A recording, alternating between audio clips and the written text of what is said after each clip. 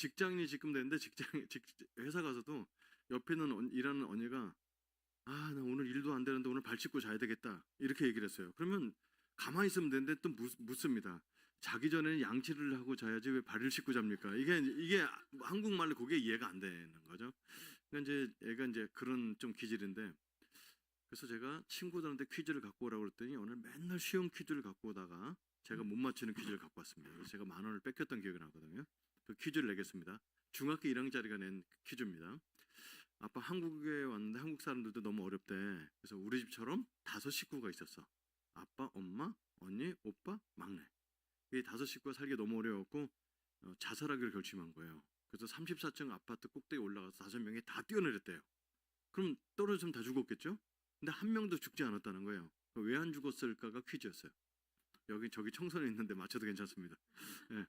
왜 안 죽었을까요? 5명이 다 떨어졌는데? 힌트는 없냐? 힌트가 있습니다.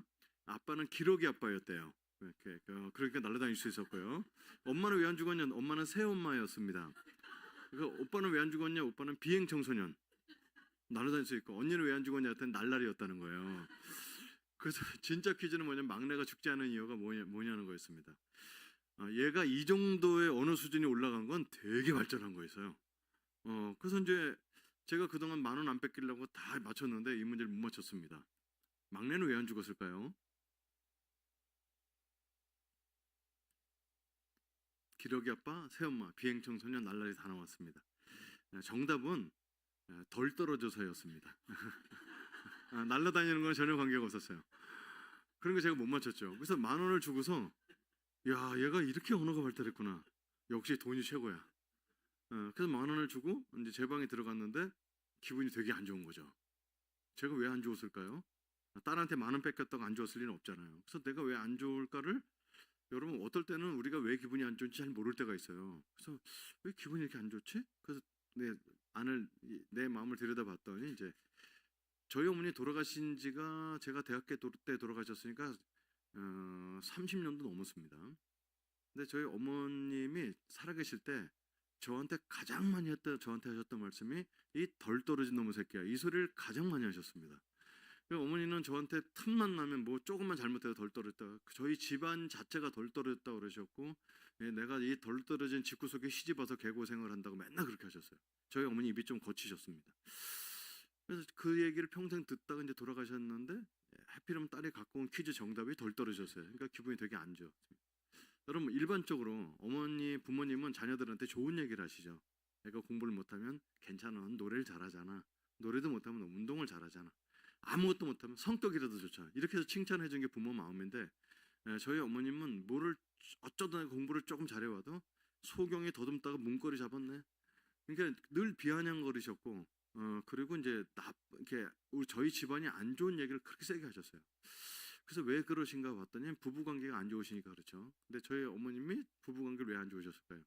저는 이제 거의 원인은 저희 아버지 쪽에 있습니다. 저희 아버님이 저희 어머니를 시골에 식모살이 하고 있는 18살 처녀를 데리고 와서 결혼식도 안 하고 사셨습니다. 저는 부모님 결혼식 사진 본 적이 없으니까.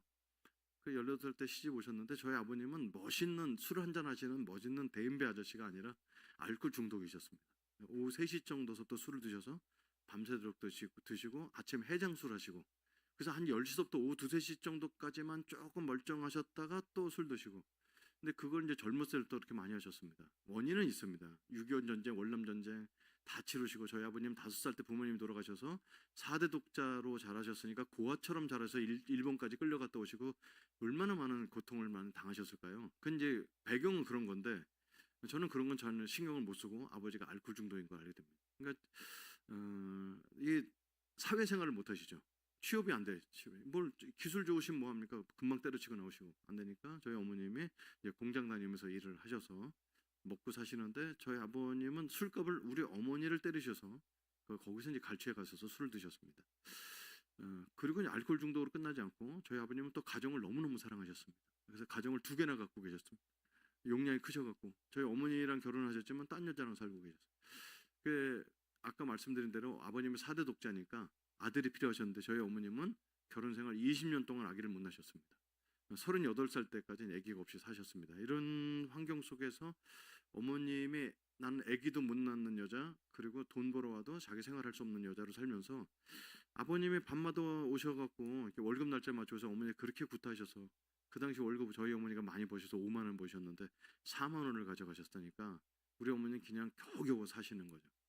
저희 집이 뭐 금호동 그 밑에 이제 문화동이라고 이제 주소에도 안 나오는 동네가 산동네가 있는데, 거기서부터 동대문 저 끝에까지 걸어가셔서 미싱질하는 시다 던져주는 것을 이제 실밥을 뜯어갖고 이제 포장하는 일을 하셨으니까 항상 이게 침을 만드셔갖고 여기 밑에가 항상 검으셨어요. 저는 우리 어머니 입술이 검은 줄 알았는데 그 나쁜 거를 항상 이렇게 만지셔서 검으셨다. 그렇게 돈 벌어오신 거를 아버님한테 술값으로 다 뺏기시고 혼자 사시고 그러셨던 이제 어려움이 있습니다. 그러니까 저희 어머님이 저희 집만 볼 때마다 이 덜 떨어진 집구석에, 썩어 빠진 집구석에 이런 얘기를 좀 많이 하셨고, 제가 자랄 때 제가 듣고 싶지도 않았던 우리 아버지의 출생의 비밀 또 알게 됩니다. 우리 아버지는 우리 얼굴도 못 뵌 저희 할머니께서 절에 가서 천일기도에서 얻었던 아들인 걸 알게 됩니다. 불교 집안이 굉장히 강했었고, 저희 할머니 할아버지가 왜 일찍 돌아가셨냐면 두 분 다 알코올 중독이셨습니다. 그리고 저희 할아버지는 이제 부인이 3명 4명이 있었습니다. 그러니까 우리 어머니 표현에 의하면 저희 집은 피가 들어온 집이었습니다. 술 알코올 중독과 이렇게 여자 문제가 복잡하고 부인이 한둘도 아닌 콩가루 집안, 이 얘기를 어릴 때부터 세뇌 듣듯이 들었습니다. 그러니까 제가 우리 어머니 왜 그런 얘기를 하셨을까요? 그렇게 살지 말라는 걸 그렇게 얘기하시는 거죠. 옛날 어른들은 나쁜 걸 세게 해서 질리게 만드는데, 여러분 제가 자라면서 저는 어떤 생각이 들냐면 내가 피가 원래 들었구나 이렇게 자라게 됩니다. 근데 문제는 하나 더 있었던 것이, 저희 집에 이제 제가 태어나기 전에 여자아이가 하나 오게 되는데 생후 6개월 된 아이가 왔는데 이제 하반신을 못 쓰는 거예요. 6개월인데 몸도 움직이지 못하고, 그래서 다리가 힘이 없구나 이렇게 생각했는데 알고 봤더니 소아마비였고, 그리고 이제 성장을 못합니다. 생후 6개월 된 아이, 그를 평생 삽니다. 정신박약에다 소아마비, 그거를 어머님이 똥오줌을 다 치워가면서 돈 벌어와갖고 술값을 대줘가면서 딴 여자랑 살고 있는 아버지랑 살고 있는 그런 운명을 갖고 계셨으니까 저희 집안에서 좋은 얘기가 나올 수가 없겠죠. 그래서 저희 어머님도 질세라, 그래서 머리 깎고 스님이 되셔서 절에 들어가서 3년 생활을 하십니다. 내가 이 집에 아들 하나 달라고 이제 부처님께 기도를 많이 했죠. 3년 동안 머리 깎고 스님 되셔서 절 청소하시고 오는 사람 손님 접대하고, 그다음에 새벽에 일어나서 다른 승려들 일어나기 전에 300배, 다른 승려들 낮잠 잘 때 300배, 다른 승려들 다 잠자리 들고 나서 400배 하고 자면서 하루에 1000배씩을 3년 동안 하루도 빼지지 않고 하셨다고 합니다. 그 이제 3년 지나서 이제 나오셨는데 아버님이 저희 집에 또 놀러 오셨습니다. 엄마가 나왔다는 얘기를 듣고, 저희 어머니가 머리카락도 자르지 않을 때인데 저희 아버지 술 좋아하시니까 옆집에서 돈 꼬다가 막걸리 3병에 김치전에서 대접해 드렸는데 얼마나 맛있게 드셨는지 이 술을 너무 많이 드셔서 필름이 끊겨서 집에 못 들어가셨습니다. 그날 저희 집에서 주무셨는데 그날 제가 잉태가 됐습니다. 그래서 이 땅에 태어나게 됐습니다. 제 별명이 뭐였을까요? 부처님의 아들이었습니다. 사람들은 다 저 부처님이 주신 아들이야, 부처님의 아들이야. 제 친구들이 그걸 듣고서 이제 썬부라고 불렀습니다. 썬 오브 부다, 부처의 아들이란 뜻입니다. 그러니까 이게 이제 어떤 영향을 제게 주냐면 저는 이제 피가 더럽고 다른 사람보다 훨씬 더 음란하고 집안에 원래 문제가 있고 그리고 공부 같은 거 잘 할 수 있는 환경도 안 되고, 책을 학교에서 교과서를 받아가면 저희 바보 누나가 다 찢어먹기 때문에 학교에 책을 가져갈 수가 없었고 저는 책이 없었습니다. 그리고 학용품 같은 건 전혀 사갈 수가 없죠. 집에 돈이 하나도 없으니까, 없다 그렇게 없을 수가 없으니까 저는 미술 시간이나 이런 날이 되게 싫었어요. 미술 용품을 준비해 가야 되잖아요. 그럼 제가 생활 능력이 뛰어납니다. 그 전날 미술 들은 반이 있잖아요. 거기 가서 청소를 해줘요. 그럼 애들이 야 너는 우리 반도 아닌데 왜 청소를 하냐? 그럼 내가 난 청소가 좋아 이렇게 청소하고, 보면 이제 미술 들은 날을 보면 바닥에 반드시 크레용 쪼가리 4개 5개씩 떨어져 있는 거, 그걸 이제 주워다가 친구한테 사정사정해서 뭐 어깨빵 한 몇 대 맞으면 스케치북 한 장 뜯어주니까 그거를 그림 그려서 내고, 그렇게 이제 다른 동네 그 당시 애들도 다 어려웠는데 저는 그거보다 조금 더 어려웠던 것 같습니다. 그렇게 이제 생활하면서 있는데 아무도 저한테 교회 가자는 얘기를 하지 않습니다. 왜 그랬을까요? 어머님이 보살님인데 누가 나한테 절에 가자는, 교회 가자는 얘기를 못 하죠.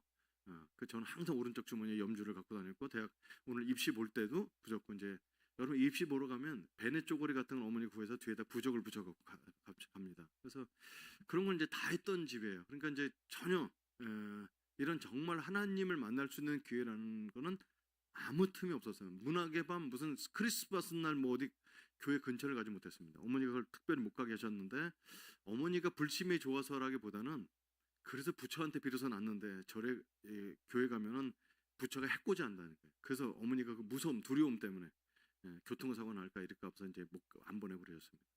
자, 그럼 이제 제 백그라운드가 이렇게 아주 밝은 집은 아닙니다. 그리고 이제 어렸을 때는 성격이 굉장히 내향적이 돼서 이렇게 밖에 못 나갑니다. 제가 초등학교 3학년 때 어머님이 이제 집에 오셔서 누나 똥을 치우고 나서 연탄불에 밥을 해 드시니까 밥 먹는 시간이 보통 1시간 늦어지죠. 버스를 타고 오시면 15분이면 버스 타고 오시면 금방 오시는데 그걸 돈이 없으니까 걸어 오신단 말이에요. 1시간 넘게.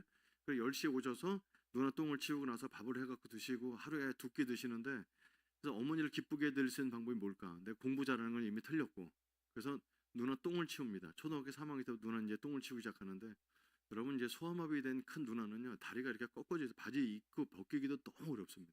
이제 똥을 치우다 보면 몸에 묻죠. 그래서 이제 그거를 닦고 막 그렇게 하는데 친구들이 제 몸에서 냄새가 난다고 짝꿍을 안 합니다. 여러분 그게 얼마나 무섭냐면 지금도 이런 자리에 앉잖아요. 근데 자꾸 나도 모르게 내 몸에서 냄새를 나는지 맡아요. 그게 참 놀라운 습관이더라고요. 그래서 딴 사람한테 피해 안 주려고. 아내는 하고 깔끔하도 괜찮다고 해도 난 땀 때문에 냄새 나나 이런 신경을 되게 많이 씁니다. 그게 이제 어렸을 때부터 갖고 왔던 이제 트라우마 같은 건데 그러면서 이제 내 몸에서 냄새가 나고 친구들이 짝꿍을 안 해주고 이제 누나 이제 그렇다고 어머니 오면은 오기 전에 어머니 식사 1시간이라도 더 해드리려면은 드실 시간 드는 거 누나 똥을 치우는 일 이게 이제 반복적인 거죠. 그래서 이제 벽 보고 날마다 울고 친구들이 좋아하는 그 오징어 게임 뭐 자치기 이런 걸 껴주질 않으니까 못 놀고 이제 벽 보고 이제 살면서 완전히 내향적인 삶을 삽니다.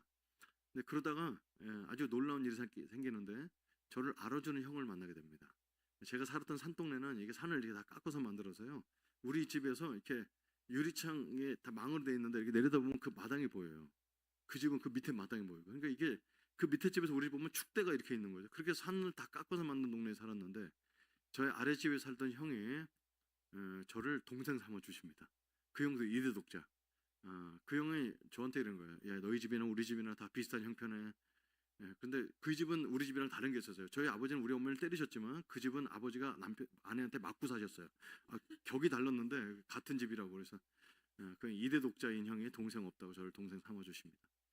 그 형 덕분에 진짜 구석에 앉아서 맨날 냄새나는 누나랑 대화도 안 되는 사람이랑 앉아서 그 인생을 그렇게 살다가 공장살이 할 수밖에 없었던 저희 운명이었는데 그 형이 저를 야 집에서 뭐하냐 나와.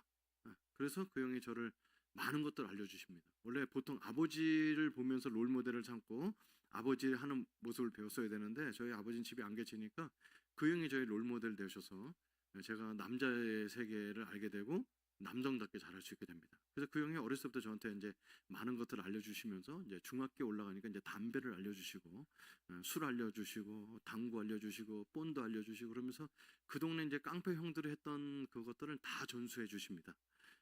저희 동네는 대학생이 아무도 없었습니다. 다 중학교, 심지어는 중학교 졸업하고 공장 가는 형들, 고등학교 졸업하면 공장 가는 형들 다 이제 가세요. 그 공장도 저기 이제 걸어가면 베어링 공장이 많아서 이렇게 기차 밖에 들어가는 쇠구슬 만드는 막 이런데 그래서 하루 종일 서 있으면 불쌍하니까 쇠구슬 하나씩 주고 그랬는데 거기가 저희 미래에 이제 일할 장소에 제 운명 그렇게 되는 줄 알았어요.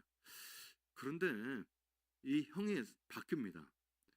어느 날 오더니 고3 때 올라가더니 저보고 이제 더 이상 못 만날 것 같다. 그래서 왜 갑자기 절교를 선언하지? 그랬더니 나 공부하러 간다고.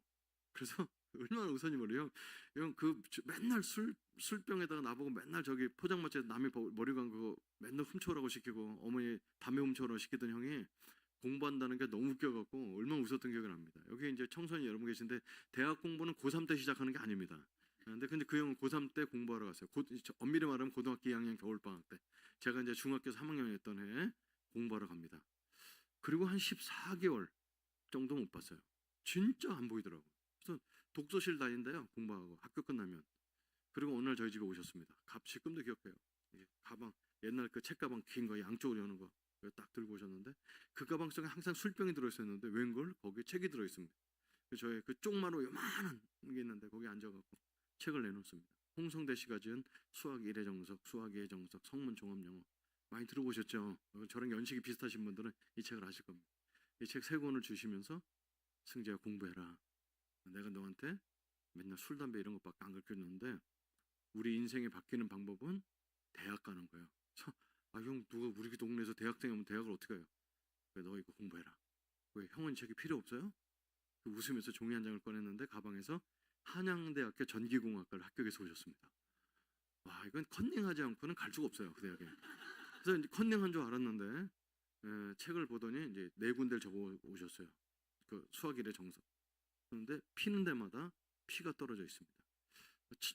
공부하다가 잠이 모자라니까 생애 첫 코피를 공부하다가 코피를 흘린 게 7월 17일이라고 거기다 피를 흘려갖고 거기다 날짜를 적어놨더라. 다 7월 17일, 9월 며칠. 그래서 수능을 앞두고 나서는 그 당시 학력고사에 학력고사 앞두고는 하루에 막 코피를 쏟고. 그래서 이제 책을 그렇게 피떡이 된 여러 페이지에 그걸 이제 저한테 주면서 내가 너한테 술 담배밖에 알려준 게 없는데 공부해라. 근데 그게 강력한 메시지였어요. 사실 우리가 매일 주일날 듣는 메시지가 이렇게 강력하면 삶이 변화될 것 같습니다. 그 책에 어저께같이 포장마차에서 술 훔쳐서 먹고 이랬던 사람이 대학생이 됐다는 사실 자체가 이게 이제 어마어마한 충격이었죠. 그래서 이제 그 책을 받았는데 공부를 어떻게 시작해요? 제가 이제 고등학교 1학년 올라가는데 그래서 이제 그 형이 있던 독서실을 가게 됩니다. 그 우리 독서실 갈 형편이 안 되니까 어머니한테 엄마 독서실 갈 돈 줄 수 있어? 그럼 우리 엄마가 하는 얘기가 야이 썩을 놈아 이집 그러면서 이제 욕을 하시거든요. 돈 달라 그러면 저만 욕하는 게 아니라 온 조상 욕까지 다 하시니까 아예 돈 달라는 소리를 평생 안 하고 사는데 독서실 비용 16,000원을 이렇게 구할 수가 없는 거죠. 그래서 그걸 한번 얘기해봐서 엄마가 돈 주면 독서실 가고 야이 썩을 놈아 그럼 욕 먹고 이제 안 가면 돼요. 근데 이제 밤에 오셨을 때 아랫집 사는 형 지견형 대학 갔대요. 그 대학 갔대더라? 어머니도 소식을 알고 계시는 거예요. 그 형이 오늘 책 3권 주고 갔는데 나보고 공부 열심히 해라고 주고 가셨어. 나도 그 형처럼 대학 갈까 싶은데 독서실 비용 줄 수 있어? 그럼 이제 뻔하죠. 에이 썩을 놈아 네 애비가 돈 이 소리 이제 나오거든요. 근데 태어나서 처음 소리를 듣습니다. 고등학교 1학년 때 우리 엄마 입에서 얼마인데 이 소리를 듣게 됩니다. 너무 감격적이었어요. 그래서 이제 16,000원인데 그 아저씨는 다 얘기하면 좀 1,000원 깎을 수 있고 별소리를 다 해갖고 어머니가 딱 돈을 주시는 거예요. 그러니까 이제 내일 모레면 네 아버지 와갖고 또 주먹질을 술값으로 뺏어갈 거 독서실 비용 줬다 그러면 된다. 그래서 16,000원 들고 독서실 갔습니다. 전 제 힘으로 공부해서 공부를 잘할 자신이 없으니까 풍수지리설을 믿었거든요. 그래서 그 형이 앉았던 그 자리가 명당 자리일 것이다. 그래서 그 형이 앉았던 독서실 13번 자리에 앉아서 그 형이 주는 책의 기운을 받고 그 형이 입었던 교련복에 어깨 걸쳐서 기운을 받아가서 공부를 열심히 했습니다. 2년 동안. 그래서 깨달음이 옵니다. IQ가 다르구나 이런 걸 깨닫게 됩니다. 한양대 전기공학과는요 2년 공부하고 갈 수가 있는 데가 아니었어요. 저는 60명 중에 5등 6등을 했어요. 뒤에서. 그래서 55등 56등 했었거든요. 근데 2년 동안 공부해서 30 몇 등까지 갔는데 옛날 때 30 몇 등은 대학을 못 갔습니다. 그래서 이제 재수를 하게 됩니다. 그 독서실 주인이 저를 잘 봐서 4층 5층을 쓸고서 마대자를 하고 그다음에 새벽 4시에 문 열고 12시에 문 닫는 셔터맨을 해주면 그 자리를 공짜로 쓰게 해준다고 해서 1년 동안 재수를 합니다. 성적이 많이 올랐음에도 한양대학교 전기공학과는 그건 이제 신의 경지였어요. 저랑 다른 세계였습니다. 그때 너무 우연찮게 반월이라는 곳에 지금의 안산이죠. 거기 한양대학교가 생깁니다. 그래서 야, 나 이름은 그 서울에 있는 한양대학교 아닌데 그 형이랑 똑같은 한양대학교 간다고 거기를 지원해 떨어집니다. 그래서 난 한양대학교를 못 가는구나 했는데 뉴스에 재수하는 사람 분류하다는 아나운서 앵커 목소리를 듣고 후기 대학에 넣으면은 배짱 지원하면 잘하면 이렇게 미달돼서 갈 수 있겠다. 왜냐하면 사람들 후기 대학에 많이 갈 건데 그래서 명지대학교 전기공학과를 넣게 됩니다. 명지대학교 전기공학과 그 당시에 연대공대, 한양대공대, 명지대공대 그 전기공학과는 되게 유명했습니다. 저 같은 성적 갖고 갈 수가 없는데 배짱 지원을 하고 부처님께 가서 300배를 드립니다. 부처님 미달되게 해달라고. 여러분 그 불교인들은 기도응답을 어떻게 받냐면요. 이렇게 정성들의 기도를 엎드려 절을 하고 딱 끝나서 그 석가모니 얼굴을 봤을 때 이렇게 미소가 보여지면 응답이 된 겁니다. 그래서 이제 300배를 드리고 나서 딱 봤는데 이게 약간 찝찝해요. 한쪽만 올라갔어요. 그래서 이거 이상하지? 이거 자기가 보이는 싶은 대로 보는 거죠. 그래서 갔는데 미달이 안 되고요. 65명 모집에 67명이 지원한 거예요. 2명 떨어져야 되는데, 야 이거 내 성적에 내가 떨어지겠지. 그래서 안 되겠어 갖고 명지대학교를 버스 타고 갑니다. 그래 가갖고 땅에다가 제가 갖고 있던 500원을 묻고 세배를 하면서 이 학교를 합격시켜주면 부처님의 영광을 위해서 살겠다고 내 삶을 바치고 옵니다. 3일 뒤에 갔는데 제가 합격이 됐습니다. 그래서 이제 여기까지는 불교 간증입니다. 불교. 그래서 이제 학교를 명지대학교를 가게 됩니다. 갔는데 여러분 여기서부터 인생이 꼬이는 게 신입생 1,800명을 강당에 모아놓고 제일 먼저 했던 게 뭘까요? 학교에서요? 예배였습니다. 예배 30분 동안 드리는 거예요. 그리고 나서 목사님이 나와서 전 태어나서 목사를 처음 보는데 여러분 우리 학교가 예수 믿는 학교인 줄 알고 오셨죠? 몰랐어요. 보니까 여기 하나님을 경외하는 학교예요. 그래서 이제 거기서 막 기도를 했습니다. 부처님 내가 이 학교를 다녀야 돼 어떻게 하지? 그랬더니 부처님 웃고만 있지 응답을 안 해줘요. 그래서 계속 거기 예배드리고 앉아 있었습니다. 앉아 있었는데 기독교는 여러분이 볼 때 참 보면 안녕하세요 어서 오세요 인사하지 이런 것 같잖아요. 근데 제가 받았던 기독교의 첫인상은 굉장히 강압적이었습니다. 1,800명 중에 예수 믿는 학생들이 아무리 많아야 5분의 1, 4분의 1도 안 될 텐데 그걸 강제로 예배드리고 쉬는 시간 바로 없이 어떤 사람이 마이크 잡고 올라오더니 여러분께 좋은 선물을 갖고 왔습니다. 그래서 이제 대학생 됐으니까 선물을 줄 줄 알았어요. 명지대학교 써있는 볼펜이라도 한 자리 줄 줄 알고 기다렸더니 볼펜 주는 게 아니라 그분들이 준비한 선물은 2시간 반짜리 예수 영어를 보여주는 거였습니다. 영사기를 돌려서 예수님을 막 돌아다니는데 노랑머리한 외국인이 막 한국말 더빙되고 안녕하세요 이러는데 더럽게 재미가 없었습니다. 그거를 그 추운 겨울 때 2시간 반 동안 화장실도 안 가고 예수 영화를 다 보여주고 한 사람이 또 끝나자마자 올라오더니 여러분 이 영화를 보고 예수 믿을 사람 자리에서 일어나시기 바랍니다. 저는 기독교를 태어나서 처음 접하는데 이런 걸 믿는 사람이 있나 싶을 정도로 사람을 막 인격적으로 막 화장실도 못 가게 하고 너무 강압적이었죠. 폭력적이고. 그리고 이제 광고가 압권이었습니다. 일주일에 한 번 있는 예배를 반드시 참석해야 되고 예배 출석 점수가 모자라면 졸업이 안 된다. 이건 십자군 전쟁 너 안 믿으면 죽을래 이러는 거죠. 근데 여러분 이건 제 아내가 되게 싫어하는 멘트인데 제가 살아보니까요 기독교인들보다 불교인이 착해요. 왜 그런지 아세요? 불교는 죄를 씻을 수 있는 방법이 없어요. 계속 업보가 쌓여갖고 점점 지옥청으로 내려가거든요. 근데 기독교는 일주일에 한 번씩 와서 씻고 가잖아요. 그러니까 죄에 대해서 좀 자유로운 것 같아요. 그래서 이 예배를 일주일에 한 번 있는 거 저는 한 번도 빠지지 않습니다. 이렇게 여러분 불교는 범신론이에요. 범신론은 어떻게든지 산에 오르면 된다. 이쪽 길도 있고 이쪽 길도 있고 석가모니를 통해도 되고 예수를 통해도 되고 마호메트를 통해서 산에 올라가면 구원의 길이 있다. 이게 불교입니다. 그러니까 이제 굉장히 광대한 거죠. 그래서 저는 맨 앞자리에 앉아서 항상 한 번도 빠지지 않고 딴 사람 대리 출석할 때는 대리 출석도 안 하고 그 열심히 합니다. 근데 예배 시간에 들었던 설교는 기억나는 건 하나도 없습니다. 재미도 진짜 없고 그러면서 이제 제 생활이 3월달, 4월달, 5월달 되면서 급속도로 망가지기 시작하는데 월요일서부터 금요일까지 매일 술을 먹습니다. 그게 그 동아리란 동아리는 다 듭니다. 저기 이제 뭐 여기 목사 사모님도 상담을 공부하셨지만 저는 이제 맛배기로 많이 공부를 해봤는데 저같이 깨진 가정에서 자란 사람의 아주 강력한 2가지 특징이 있는데 첫 번째는 뭐냐면 관계 중독. 사람 막 그리워서 사람을 찾아다니는 거지. 자기를 받아줄 수 있는 사람. 저희 교회도 이제 그런 청년들이 오거든요. 이렇게 보면 키도 크고 자매가 너무 예뻐. 와, 이 며느리 삼고 싶다. 또 S전자다녀. 그런데 매달 이 남자한테 해줘. 저는 그래서 왜 이렇게 남자가 이렇게 남자를 이렇게 예쁘고 좋은 잠을 차냐 그렇게 봤는데 이게 이제 불안한 거죠. 이 남자가 날 버릴까 보다. 그 만날 때마다 사랑하냐고 너무 물어보니까 질리는 거죠. 그래서 이런 거를 이제 좋게 멋있게 얘기하면 사랑 중독 같은 모든 사람과 연결되지 않으면 살지 못하는 제가 이제 그런 중독이 좀 있고 또 한 가지는 일 중독입니다. 남자 같은 대부분 일 중독인데 나는 절대로 우리 아버지처럼 살지 않을 거예요. 그래서 지금도 목사를 해도 평범하게 교회에서 주는 월급 받지 않고 막 나가서 벌고 막 하면서 이렇게 살아요. 그러니까 그게 어떻게 보면 좋은 기질 갖고 뭐 열심히 사는 것 같은데 제 마음속에 깊이 들어가 보면은 무능력하고 집에 가정을 이끌지 못하는 아버지에 대한 반발심 같은 게 깔려 있지 않나 이런 생각 가져봅니다. 그래서 이제 왜 그렇게 술을 먹게 되냐면 누군가를 술 찾아서 먹어야 되는데 같이 먹어줄 사람이 없으니까 동아리란 동아리는 다 듭니다. 왜 동아리를 여러 개 드냐면 동아리마다 술 먹는 요일이 달라요. 그래서 서해반은 이게 월요일 날 술 먹고 유네스코는 화요일 날 술 먹고 수어반은 수요일 날 술 먹고 그러기 때문에 그거를 골고루 먹어야 되기 때문에 동아리를 여러 개 들고 그리고 또 난 사람 신세지는 꼴을 못 봅니다. 토요일하고 일요일 날은 화장 장사에서 술걸 봅니다. 여러분 그 뉴욕에도 화장실 끌고 20살짜리가 이게 끌고 나가잖아요. 그러면 많은 사람 화장 장사인데 제 거를 아주머니들 많이 사줍니다. 제가 이제 그당 20살 때 목소리 이렇게 마이크 들고 동네를 돌아요. 화장제, 화장제 이렇게 제가 20살짜리 돌면은 아주머니들이 화장지 소리 듣고 나옵니다. 그 다른 아저씨가 하는 거 보고 흉내 낸 거죠. 그러면 똑같은 화장지 사람들이 예약가가 있는데 대학생 등록금 마련하자고 그걸 많이 사주시죠. 그럼 이틀 벌어갖고 5일 내내 술을 쏘고 다니는 거예요.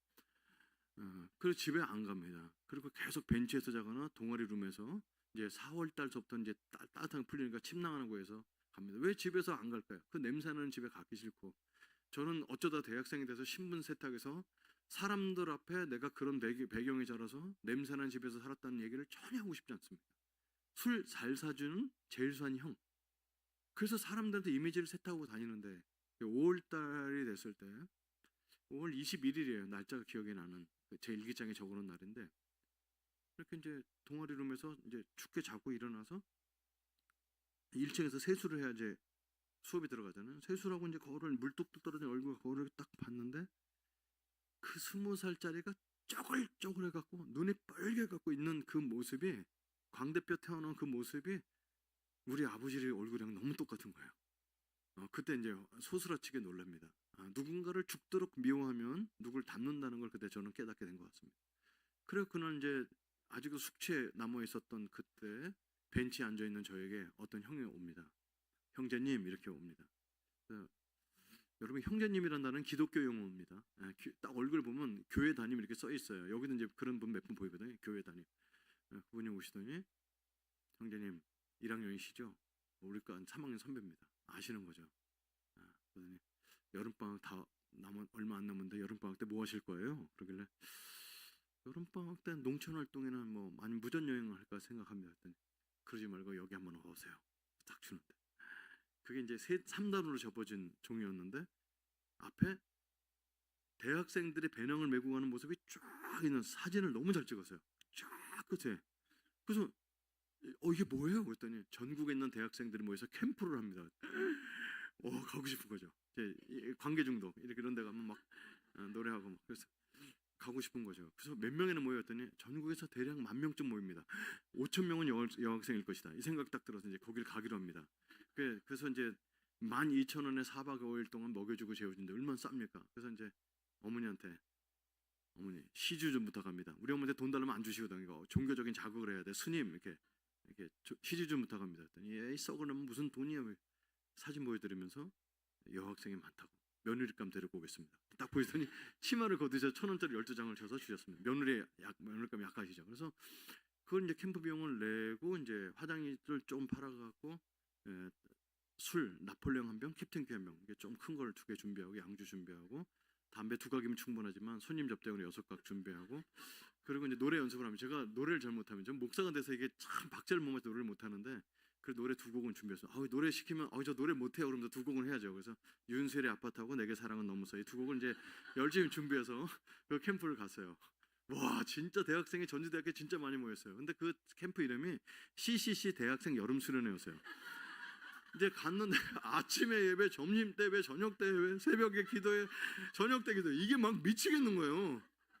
쉬는 시간이 1도 없어요. 그리고 술병을 꺼낼 수 있는 타이밍이 없어요. 그래서 이제 이런 데가 다 있냐 그래서 이제 화장실에서 담배 피니까 사람들이 자꾸 못 피게 이제 화장실 이제 대변칸에 들어 담배 피면 밖에서 뚫깁니다. 형제님이 여기서 담배 피면 안 됩니다. 그래서 이제 3일 동안 지옥 같은 생활을 하게 됩니다. 그래서 거기에는 여학생이 많았어요. 그래서 여학생 때문에 집에 안 가고 그 제일 힘든 시간은 예배 시간에 1시간 찬양하는 시간입니다. 옛날 때 대학생들 율동을 시켰습니다. 그래서 내가 노래 못하는 건 입뻥긋뻥긋 비슷하게 흉내는 척하고 때울 수 있어요. 근데 율동 안 하면 티가 나잖아요. 그러니까 사람이 앞에서 군대 갔다 온 형들이 막 율동하고 그러는데 못하겠어 가만히 있는데 그 CC에 그 누나가 있습니다. 여러분 교회는요 예쁜 누나가 있어야 부흥이 돼요. 그 예쁜 그 누나가 오시더니 형님 뒤에서 보니까 율동은 안 하시던데 이게 어색하시죠? 제가 저를 보고 하세요. 그래서 저를 전담 마크에서 앞에서 이렇게 해주시는 거예요. 그러면서 이걸 해야지 마음의 문을 열린다는 걸 그거 어떻게 알겠어요. 그렇게. 그래서 이제 그 누나 보고 그렇게 따라하는데 기독교의 율동을 제가 정의를 해봤는데 기독교의 율동은 한마디로 얘기하면 정신병적인 좌우 대칭 운동이었어요. 오른쪽 하면 반드시 왼쪽 하고 이쪽 사람 때리면 반대쪽 사람 때려서 한쪽 동작만 보면 다음 동작을 따라할 수 있었습니다. 그리고 이제 제일 좋은 건 이게 옆에 사람 손 잡는 동작이 나오는데 저는 양쪽 다 자매님이었어요. 얼마나 교회 다니는 자매님들의 손이 부드럽게 쫄깃쫄깃한지 기분이 좋아서 3일이나 버틸 수는 있었어요. 근데 이제 신앙이 없는 사람이 밥 먹기 전에 뭘 외워야지 막 시간을 이게 김중원 목사님이란 할아버지는 입을 열면 2시간씩 하셔서 취침 시간이 11시인데 11시가 돼도 설교가 안 끝나요. 기독교의 이제 두 번째 특징은 뭐냐면 시간을 더럽게 안 지킨다는. 11시 넘어서 이제 들어가서 잘라 그러면 승재 형제 지금 자면 안 되고 기도해야 된다고. 기도하면 12시 반 되는데 12시 반에 수도까지 씻으러 가면 10,000명이 수도까지 줄 서 있고 이런 지옥 같은 생활을 하는 사람들이 너무 이해가 안 됐습니다. 나는 불평불만 여기까지 쌓였는데 사람들은 샬롬. 난 그 사람들의 가식적인 미소에 흉내를 못 내겠더라고요. 그렇게 이제 3일을 보냈는데 셋째 날 저녁 때 사고가 터집니다. 설교 끝났어요. 다 광고도 끝났어요. 그럼 이제 사회 보는 사람 나와서 목사님 나와서 축도하시겠습니다. 그런 거예요. 저는 축도가 뭔지 몰랐지만 보면 알아요. 두 손 들고 기도하는 게 축도예요. 그 예배가 끝났다 이런 뜻이죠. 그래서 이제 앉아서 이제 할아버지 나와서 축도만 마치겠다고 하는데 이제 사회자가 그날은 멘트를 다르게 하는 거예요. 오늘은 이 밤을 이대로 잘 수가 없습니다. 다시 뭘 끌으세요? 기도를 또 하는 거예요. 그래서 내가 총 있으면 쏠 뻔했어요. 이미 11시가 넘었는데. 그래서 야, 쟤네들이랑 나 기도해라. 난 그런 숙소에 들어가서 잡니다. 그래서 벽 보고 자는데 한 30분쯤 있다가 사람들이 옵니다. 그래서 저를 깨워요. 승재 형제 기도해야지. 그래서 못 들은 척하고 벽 보고 계속 잤어요. 그랬더니 한 사람이 얘기하더라고요.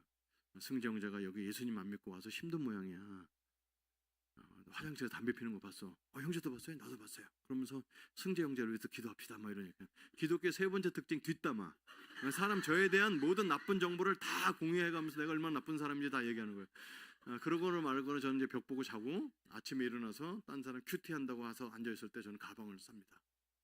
그래서 사람이 이제 큐티할 땐 조용해다가 가방 썰고 나가니까 순장님이 오시죠. CCJ 순장님이 있죠. 오더니 뭐 하는 거예요? 그래서 저 집에 가려고요. 그랬더니 집은 내일 가는 건데 저 오늘 갑니다.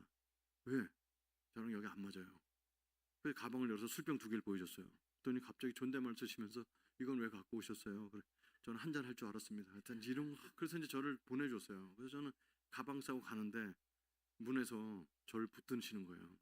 그랬더니 세상에 진짜 그 간절함과 이렇게 뚝뚝 묻어나는 얼굴로 가시긴 가시는데 부탁이 있어요. 그러니까 무슨 부탁이요?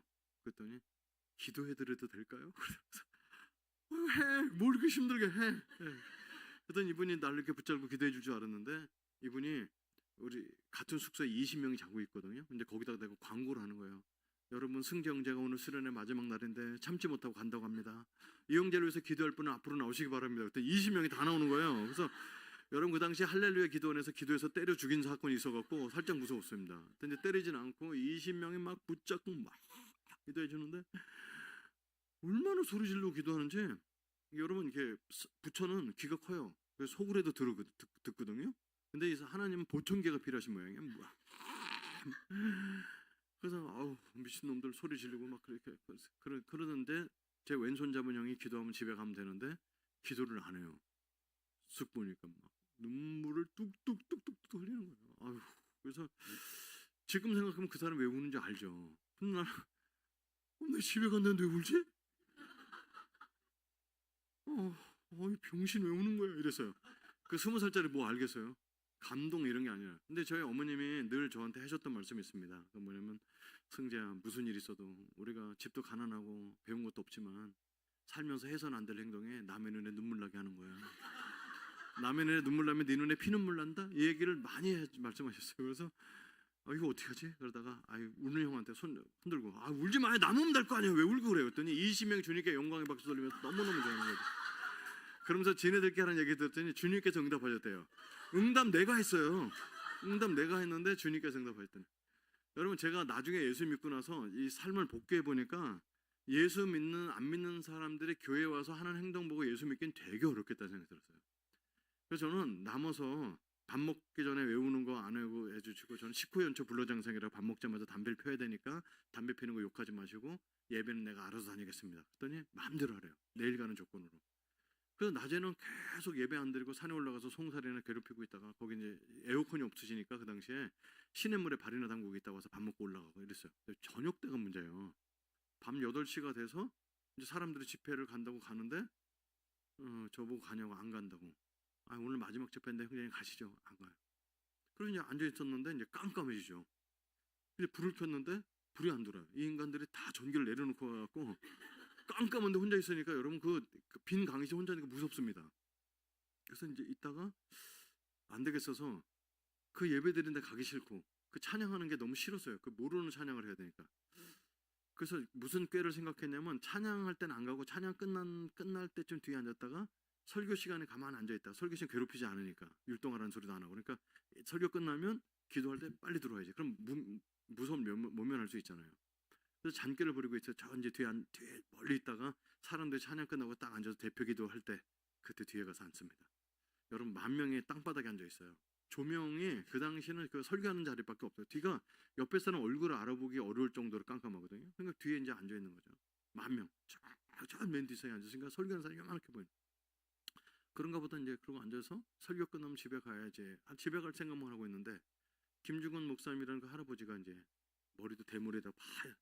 그래서 딱 올라오시더니 소리를 지르시는 거예요. 제가 예배를 강제적으로 9번 정도 드렸는데 무슨 설교인지 한 번 들어오지 않습니다.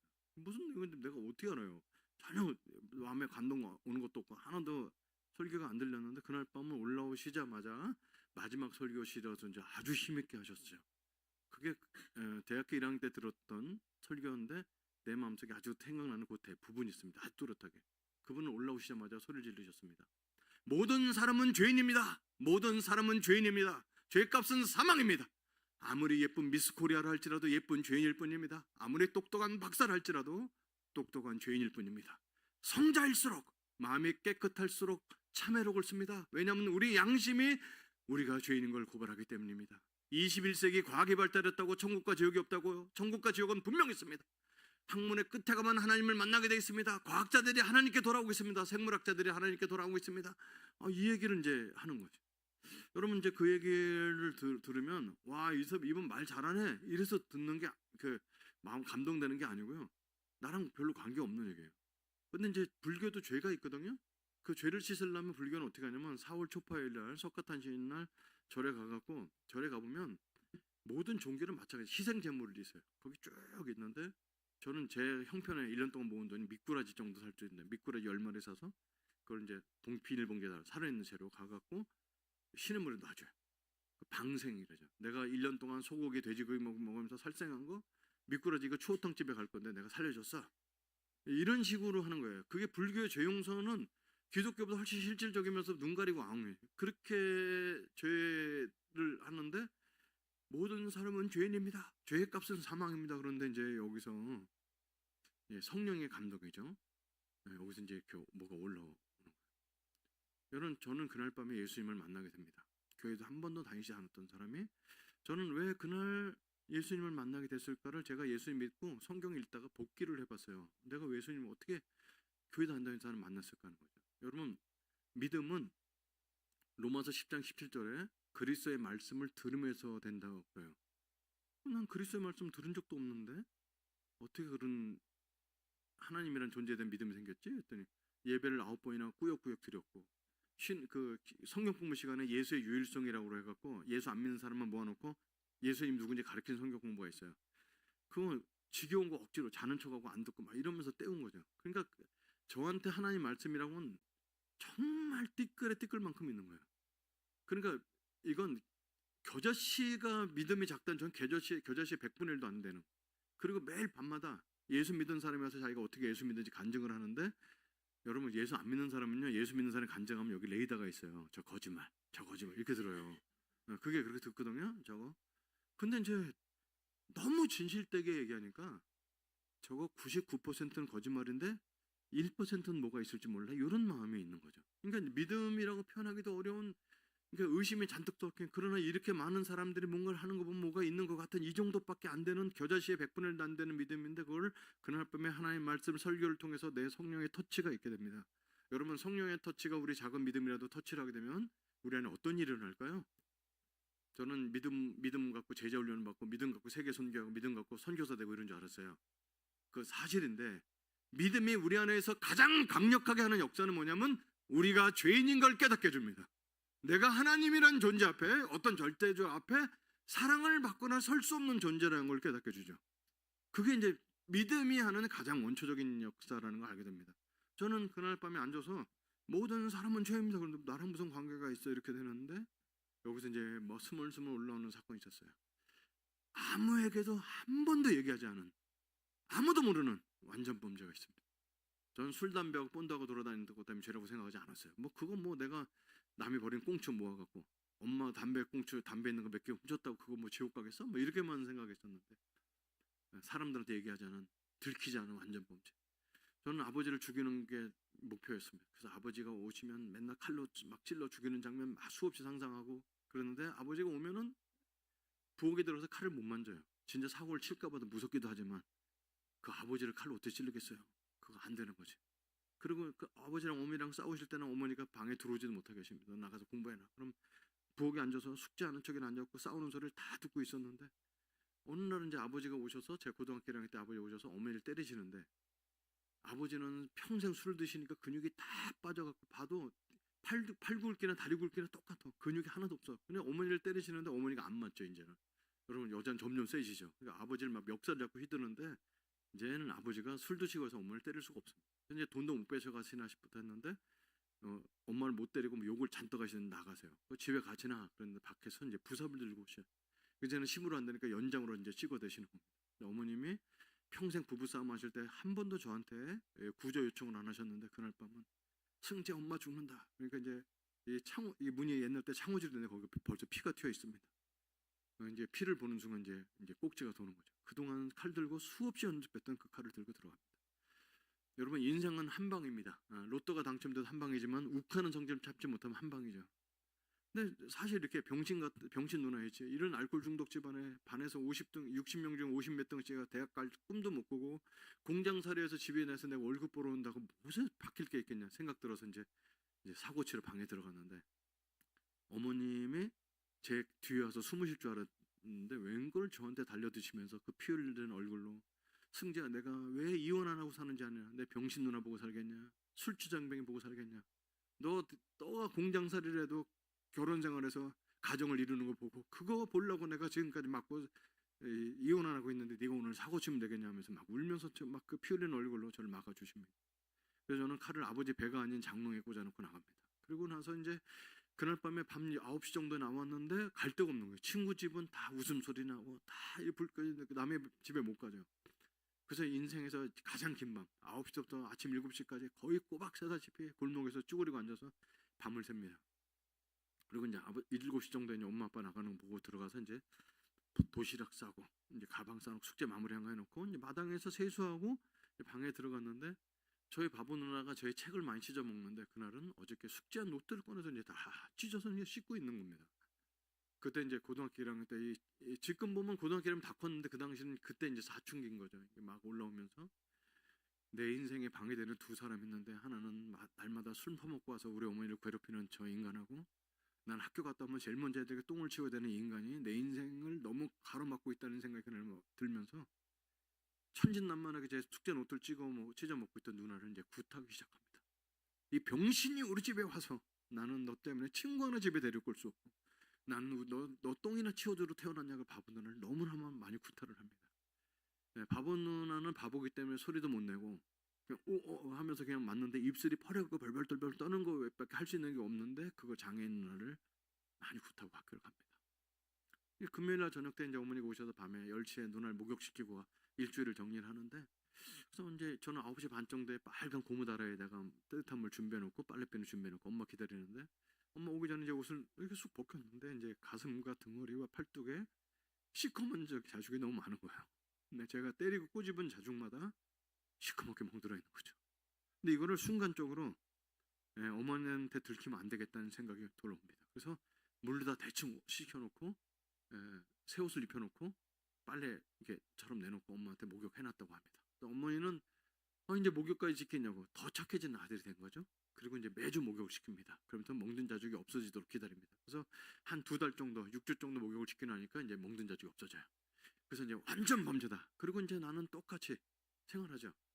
그러고 나서는 이제 어머니랑 같이 목욕시키고 이렇게 하면서 나는 착한 아들로 살고 있어요. 근데 이제 바보 누나는 내가 이제 손을 들면 자꾸 이렇게 피하는 이런 행동을 합니다. 아무도 왜 그런지 모르죠. 고등학교 1학년 때 있었던 일인데 2학년, 3학년 지나고 제가 재수하던 여름 때 독서실에서 집에 밥 먹으러 갔는데 저희 집에 이게 등에 이렇게 달려 있어요. 방에 있는데 저희 바보 누나가 26살 나이로 이렇게 경기라고 발작을 수없이 많이 하다가 심정지로 돌아가셨습니다. 그래서 이제 하얀 천을 덮어놨는데 누나한테 마지막에 인사하라고 그래서 이제 눈을 뜨고 돌아가셨어요. 그래서 눈을 감겨주면서 귀에다 대고 얘기합니다. 내가 3년 전에 누나 때렸던 거 너무 미안해. 근데 내가 대신에 절에 가서 누나 좋은 데 가도록 많이 빌어줄게. 잘 가. 그리고 이제 누나를 이제 시신을 갖고서 화장터에 화장하고 뼈가루를 옛날 때 우리 동네에 이제 빡빡산이라고 있습니다. 거기서 다 뿌리고 와서 이제 아궁에다가 그 유골을 담았던 옛날 나무 상자에 줬는데 그걸 뽀개갖고 이제 불을 붙여갖고 누나가 입었던 옷과 갖고 놀았던 거 다 태웁니다. 엄마는 그 내일 해도 된다고. 아니 오늘 해야 된다고. 그래서 누나에 대한 흔적을 싹 없앱니다. 누나에 대한 흔적은 사진 한 장, 2장 외에는 남아있지 않고 완전 없습니다. 그리고 제 속에 뭐라냐면 완전 범죄다. 아무도 내가 장애인 누나를 때렸던 거 아무도 모른다. 이제 다 끝났어요. 그리고 저는 대학 합격해서 새로운 인생을 살면서 아무도 내게 그런 가정에서 백그라운드가 있었고 나는 우리 집에 냄새가 나는 누나가 있었다는 걸 아무도 모릅니다. 다 끝난 일입니다. 근데 수련의 마지막 날 모든 사람은 죄인입니다. 죄값은 사망입니다. 그런데 여기서 이제 사건이 이제 터져 올라오면서 건장한 청년이 장애인을 때리는 장면이 막 보이는데 그 뒷모습이 너무 살벌했습니다. 아버지가 어머니를 때리는 것보다 더 비참하게 장애인을 때리는 하나의 청년의 뒷모습을 보게 됩니다. 저는 그때까지만 해도 인간 쓰레기는 우리 아버지가 인간 쓰레기라고 생각했습니다. 근데 그 뒷모습이 보이는 순간 우리 아버지가 인간 쓰레기라면 나는 쓰레기 중에 쓰레기구나 라는 걸 그 중간에 깨닫게 됩니다.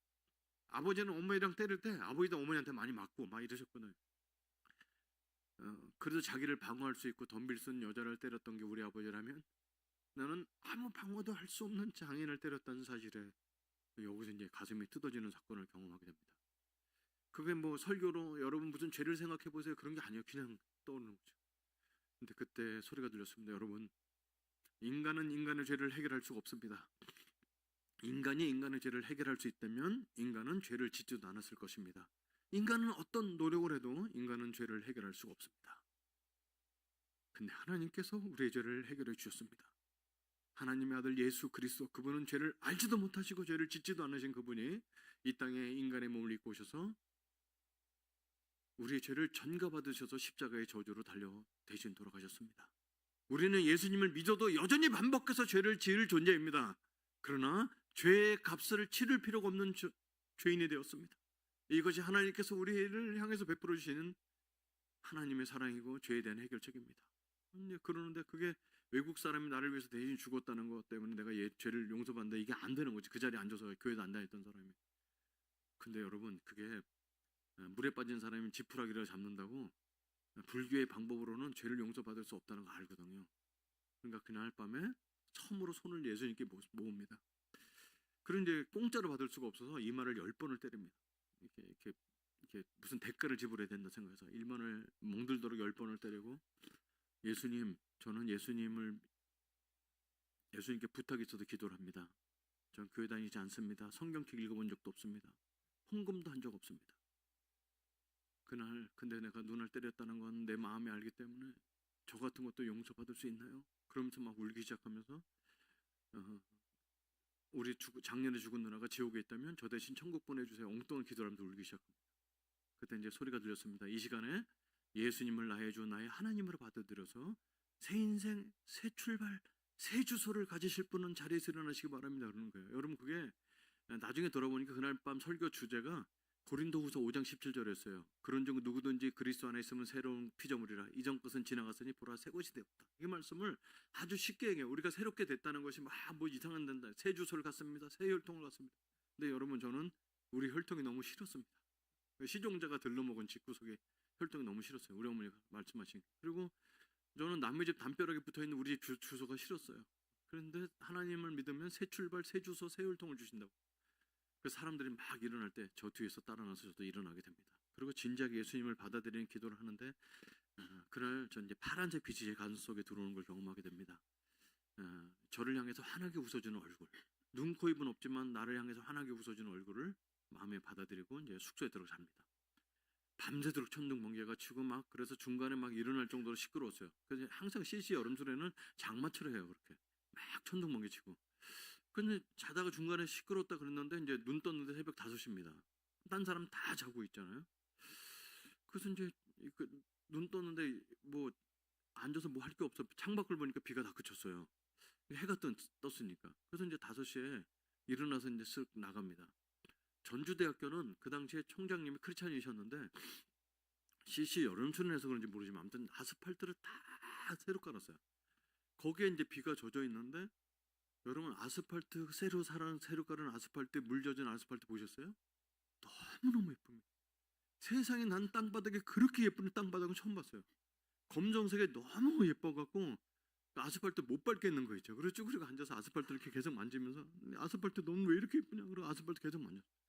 흑진주를 깔아놓은 것처럼 반짝반짝반짝 빛나더라고요.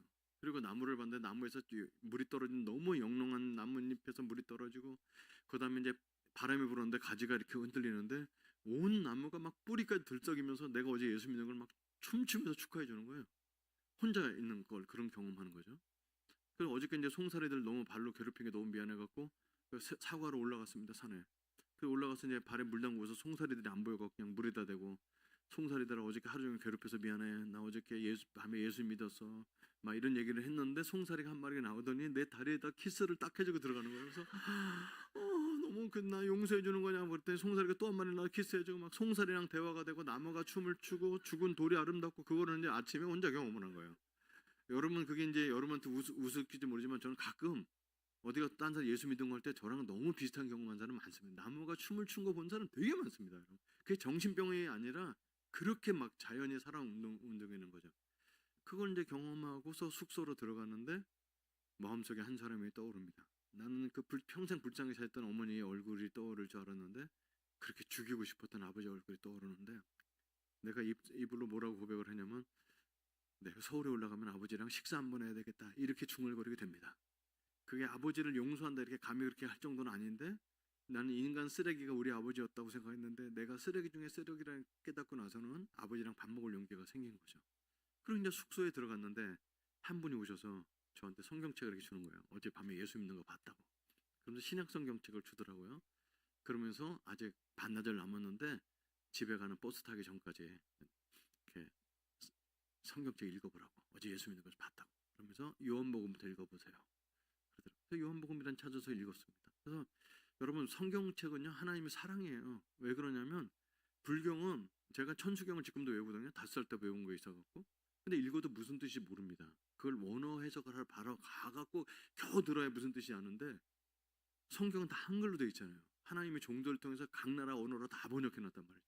그래서 하나님을 저같이 교회 안 다니는 사람들 태초에 하나님 천지를 창조하시니라 깊은 뜻은 몰라도 하나님 천지를 창조하시고 이렇게 아는 거죠. 요한복음 1장, 2장, 3장, 1절 읽다가 10장을 읽다가 이상한 구절을 보게 됩니다. 나는 양의 문이라. 그러면서 예수님이 자기를 양이라고 표현하고 그러면 예수님은 자기를 양의 문이라고 표현하고 목자라고 표현했으니까 사람을 양이라고 하나보다 요 정도 이해하고 읽는 건데 나는 양을 위해서 목숨을 버리노라. 나는 양을 위해서 목숨을 버리노라. 나는 양을 위해서 생명을 버릴 권세도 있고 취할 권세도 있느니 나는 양을 위해서 목숨을 버리노라. 이런 구절이 보이는 거죠. 3번씩이나. 그러니까 이게 저같이 교회 안 다니는 사람 읽을 때는 이게 상식적으로 안 맞아요. 왜? 양은 왜 키우냐면 양을 잡아서 양 털고 있고 고기도 있고 양 젖도 먹고 이래서 양을 나를 위해서 키우는 건데 이 목자는 양을 위해서 죽는데 그래서 이상하잖아요. 그래서 요한복음 10장을 다시 읽는데 아까 읽었던 요한복음 10장 10절이 눈에 들어오면서 도둑이 오는 것은 도둑질하고 죽이고 멸망시키려는 것뿐이요. 그렇지? 도둑은 도둑질하러 오는 거지. 근데 내가 온 것은 양으로 생명을 얻게 하고. 근데 여기서 이제 그 단어가 가슴이 뜨겁다는 표현보다는 이게 굉장히 와닿는 거지. 생명이라는 글자가 뚜렷하게 보이면서. 그래서 내가 어저께까지 똑같이 교회도 안 다녔지만 어제 예수님 믿는다고 그 눈물로 일어나서 죄 용서를 받는다는 그 경험 속에 일어나고, 아침에 나무가 춤을 추고 돌이 아름답고 송사리들이랑 대화가 되고 막 이런 것들이 꿈틀거리는 이 뭐 밝은 것이 생명이구나, 이걸 알게 됩니다. 저는 그 전까지는 예수 믿는 사람들끼리 모여서 형제 기도 제목이 뭐예요? 그러면 기도가 무슨 제목이 있지? 이러고 있는 거예요. 잘 무슨 뜻인지 모르는데 보니까 자기 근심 걱정거리를 얘기하는 게 기도 제목을 나누는 거예요, 보니까. 근데 보니까 다들 어려워. 무슨 돈의 문제, 아버지가 바람핀 문제, 이런 것 때문에 우리 아버지가 돌아올 때 기도해. 그래서 속으로 저 병신 같은 놈들 봐라. 사람들 앞에 지 약점을 얘기하면은 제 평생 손가락질 받을 땐 저런 걸 왜 얘기하지? 이렇게 생각하는 거예요. 그래서 저한테 승경제는 무슨 기도 제목이 있어요. 그래서 저는 잘 돼서 뭐 괜찮습니다, 이러고 넘어갔어요. 그런 걸 얘기하는 그 연약함을 드러내는 걸 못하는 거죠. 근데 내가 예수 믿고 아침에 그 밤을 아침에 돌아다니다가 숙소에 들어갔는데, 아침에 일어나는 사람, 모르는 사람 아무나 붙잡고 내가 얼마나 나쁜 사람인지 막 얘기하고 싶은 거죠. 내가 이래서 어젯밤 예수 믿어. 그래서 참 난 예수 믿는 사람들이 남과 교제 속에 자기의 어려움을 나누고 하는 것은 진짜 내가 어려운데 좀 도와줘, 이 정도가 아니라 나는 예수님 도움 없이 살 수 없는 존재라는 걸 진짜 고백하는 그 기도 제목 나눈 것이 아닌가, 이런 생각을 가져. 그래서 나는 생명을 얻게 하고, 그래서 예수님이 생명을 주셨구나. 그래서 저는 생명이 목사님한테 설교를 들어서 아는 게 아니라 체험적으로 아는 거죠. 여러분, 예수님은 이 땅에 왜 오셨나요? 우리 일꾼 만드시려고요? 아니에요. 우리를 생명을 주시려고 오셨습니다. 그죠? 그래서 저는 제자 훈련도 많이 해봤는데, 시시 간사 있을 때 생명이 있는 사람은요, 제자 훈련에 그지 같아도 잘 자라요. 생명이 없는 사람은 별걸 다 갖다 줘도 내 암송 다 하고 다 잊어버려요. 그러니까 이제 생명이란 존재는 우리가 만들어낼 수 있는 존재 아니라는 걸 많이 알게 됐습니다. 여러분, 예수님은 우리에게 생명 주셨어요. 근데 생명 주셨다고 아버지가 술을 끊거나 집이 부자가 되거나 그렇지 않습니다. 아무렇지도 않아, 똑같아. 근데 사람한테 내 연약한 모습이 그것이 내가 아니야. 이거 나중에 또 성경 읽어보니까 그리스도로 덧입은 거죠. 우리가 태초에 하나님 천지를 창조했을 때 옷을 안 입은 줄 알고 있는데 옷을 입고 있었어요. 어떤 옷을 입었냐면 하나님의 형상이라는 옷을 입었어요. 근데 선악과를 먹음으로 말미암아 하나님의 형상이 벗겨지니까 벌거벗은 것처럼 부끄러운 거죠. 그래서 시편 8편에 보면은 주께서 존귀와 영광으로 관으로 내게 입히셨나이다. 그래서 우리가 하나님 그리스도로 덧입은 거죠. 그러니까 예수님을 믿고 나면 그리스도 옷을 입기 때문에 연약함을 나눌 수 있다고 생각합니다. 생명을 주신, 그리고 예수님 이 땅에 오신 목적이 우리에게 생명을 주셨을 뿐만 아니라 더 풍성히 얻게 하려 함이라. 그죠? 풍성한 삶을 위해서 오셨어요. 풍성한 삶은 이 자리에 앉아 계신 여러분 계신데 다 느끼는 게 달라요. 왜? 결핍이 다르기 때문에. 어떤 사람은 정말 경제적 어려운 사람은 경제적으로 회복되는 게 풍성한 삶일 수 있고, 어떤 사람은 관계가 너무 안 좋은데 관계가 회복되는 게 풍성한 삶일 수가 있습니다. 근데 저한테 풍성한 삶은 딴 거 없어요. 가정을 가져보는 거였어요. 같이 식구들끼리 밥 먹는 가정.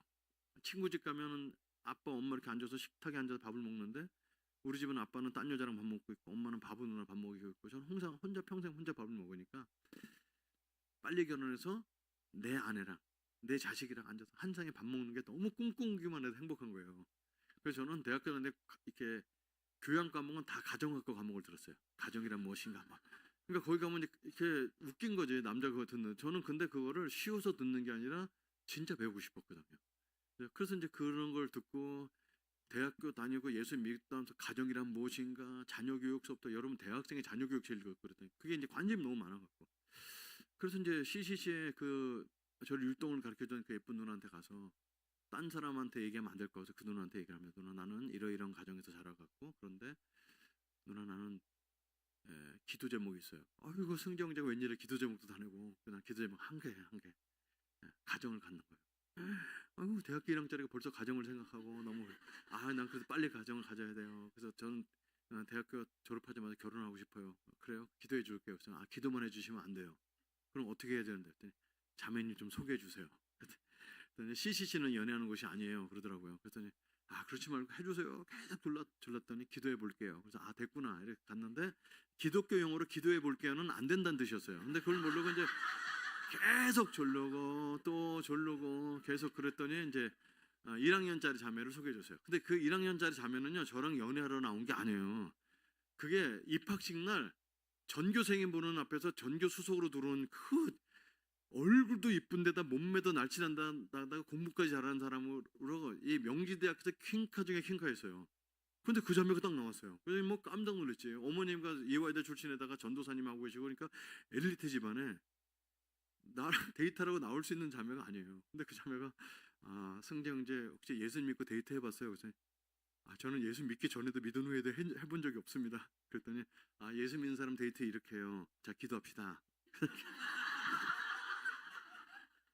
기도를 하시더니 성경 갖고 오셨어요. 성경 갖고 왔다고 했더니 로마서 8장을 피세요. 그 8장 폈더니 홀수 전에 형제님이 암송하시고 짝설은 제가 암송할게요. 그래서 1시간 동안에 14절까지 암송을 했어요. 그래서 언제까지 암송하나 했더니 14절 끝나더니 다음 주에는 그 다음 15절에서 같이 암송해요. 그래서 가는 거예요. 그래서 이게 저를 좋아서 나온 게 아니고 이제 성경 저를 신앙을 끌어주려고 나온 거죠.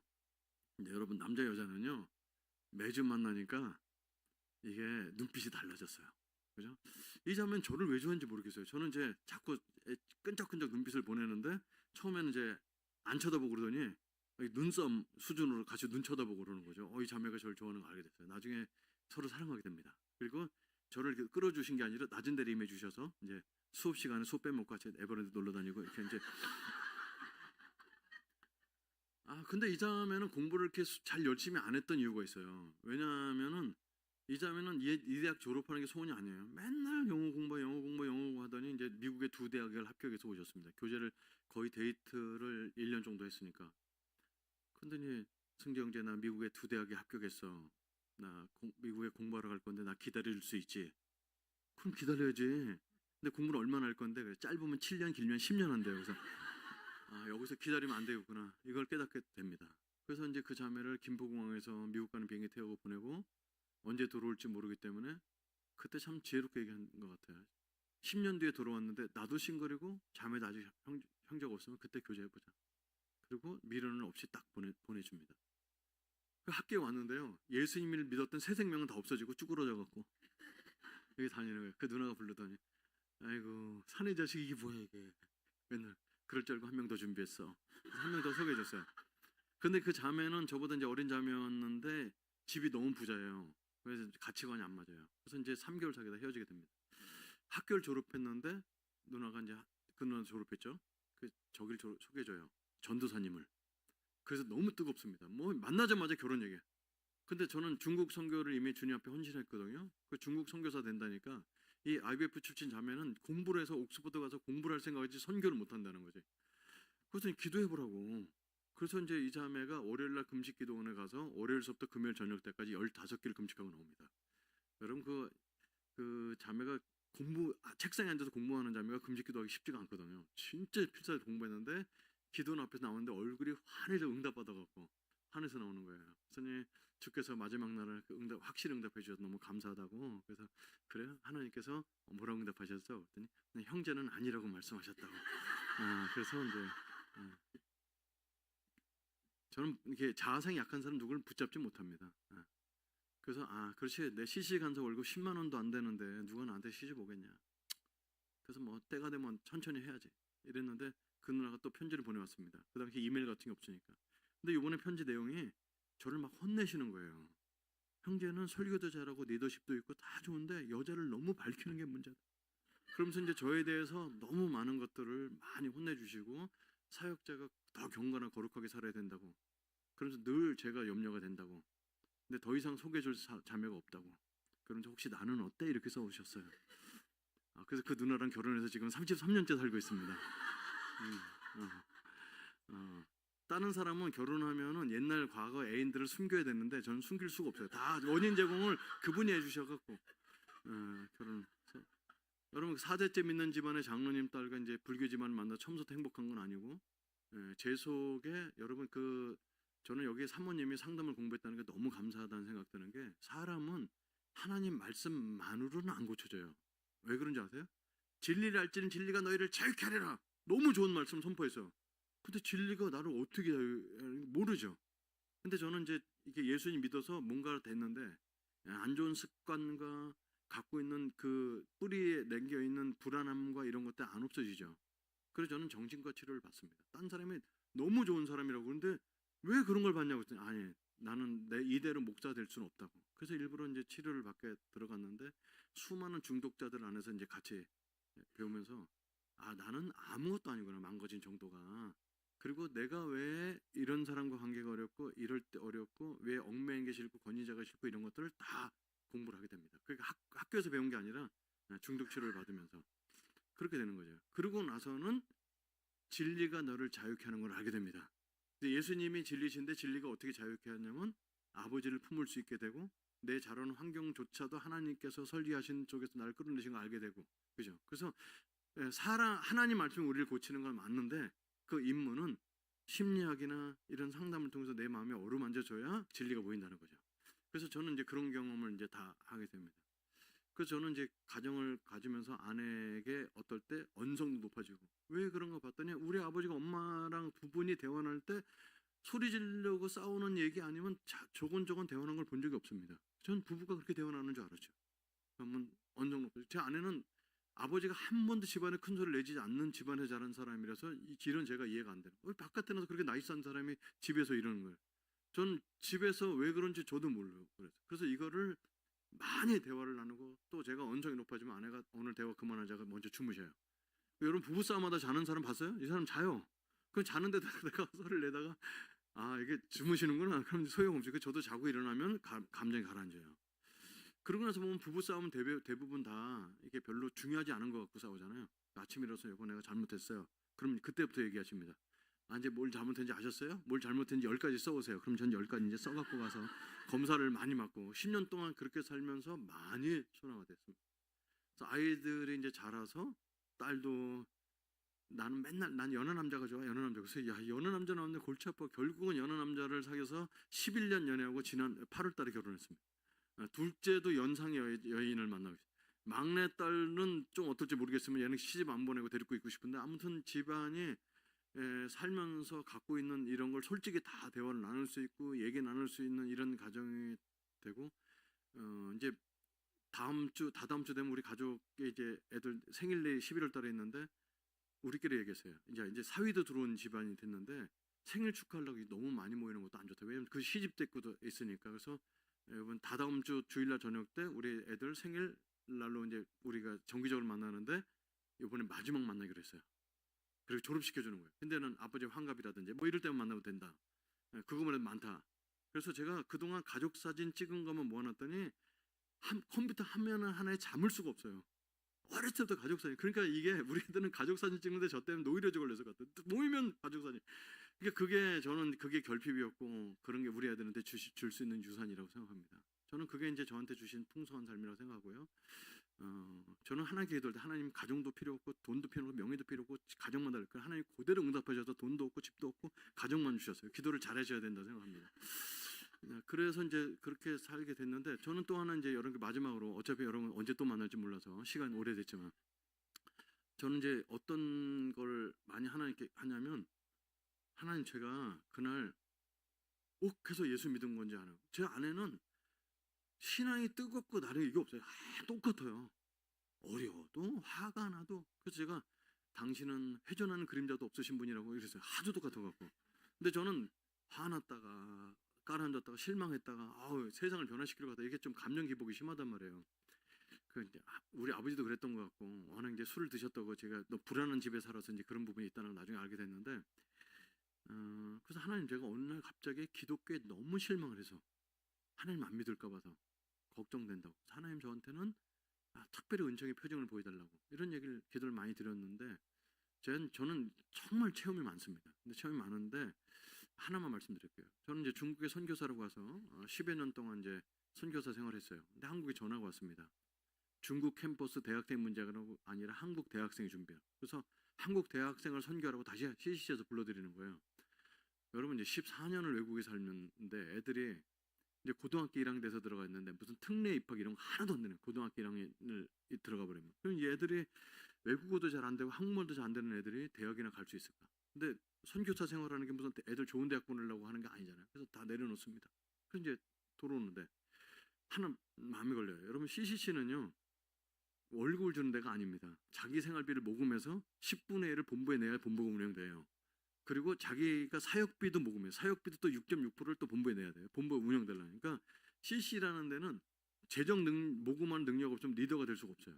그래서 난 우리 생활비도 어렵지만 148개 캠퍼스 사역을 하다 보면은 1년에 최소한 3천만 원은 있어야 행정비가 돌아가기 때문에 그 당시 전 평신도여 갖고 한국에 와갖고 친구들은 전화해서 돈 좀 달래 돈 매 갖고 이제 3천 원 모금 가갖고 1년 동안 사역하고 이렇게 하면서 사역을 했어요. 근데 이제 이거를 한국 땅에 들어가면 중국 애가 저를 대신해서 리더하는 건 누구나 할 수 있죠. 걔네들 나보다 젊고 중국말 나보다 잘하고. 근데 자기 돈 10만 원을 모금만을 못하는 애들한테 3천만 원 집을 주고 하는 게 너무 짐스러운 거예요 마음에. 그래서 하나님 우리 애들 자녀 교육 다 내려놓고 우리 애들 대학 못 갈지도 모릅니다. 한국 가면 선교사 후원 받던 것도 다 끊길 텐데 그거 각오하고 답니다. 대신에 우리 중국 애들이 돈 모금하다가 이 순수하게 복음하는 애들이 너무 돈에 눌리지 않고 이 짐을 해결해 달라고. 그때 제가 한국에서 모금에 돈을 보낼 수 있는 게 아니니까 해결해 달라고 무작정 기도를 했어요. 일주일째 음식 기도를 하고 있는데 주께서 응답을 주시더라고요. 하나님은 응답을요 우리가 피해가던 그걸 시키시거든요. 피해가던 걸 지키세요. 제가 한인교회를 단 한 번도 나가지 않습니다. 왜? 한인교회 가면 내가 누구인지 얘기해야 되잖아요. 보안 문제가 터지니까 아예 한국 사람 안 만나고 10년 살아요. 왜? 한인교회 목사님이 저를 알아서 선교사를 모아서 식사합시다 그러면 안 가요. 왜? 가면 또 이제 소문 나고 자꾸 이 사람 무슨 사역한다 그러면 이제 공안에 잡히면 안 좋으니까. 그래서 안 만났는데 한인교회 가서 모금회라는 이 감동이 오는 거예요. 야, 내가 목사님이 식사 한번 하자는데 한 번 안 갔던 사람이 갑자기 나타나서 목사님 저 한국 들어갑니다. 후원 좀 부탁합니다. 이 소리를 못 하겠는 거지. 그래서 우리 동네가 아닌 우리 동네 기차 타고 2시간 떨어진 아무도 나를 모르는 거기에 한인교회 큰 게 있어. 거기다 전화를 겁니다. 이게 집사님 전화를 받으셔서 제가 선교사라고 목사님 꼭 만나게 돼 30분만 시간 달라고. 그때 목요일날 오후 2시에 약속을 잡아줍니다. 그래서 일주일 동안 또 금식기도 하고 노트북에다가 제 사역 같은 거 다 사진 담아갖고 이제 그분 만나러 기차 타고 하면서 계속 기도하고 갑니다. 여러분 중국에 있는 한인교회는 이런 건물이 아니라 공장 안에 있고 막 이래요. 그래서 못 찾아갑니다. 그래서 그분 여자 집사님 나오셔서 담임 목사실을 딱 소개해줘서 가서 똑똑 뚫리겠더니 붉은 목소리로 들어오세요. 여러분 아버지랑 관계가 안 좋은 사람은 윗사람의 권위자랑 관계가 되게 어렵거든요.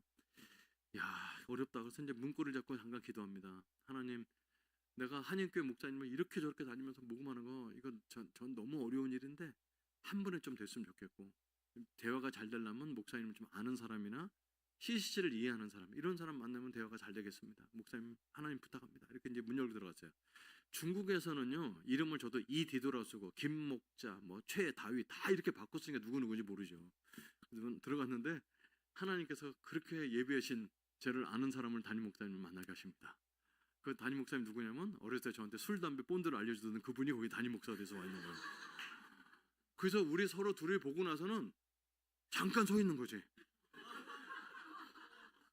너가 그 CC 선교사냐? 근데 그 인간이 아니 그 목사님이 양복을 입고 있는데 그렇게 안 어울리더라.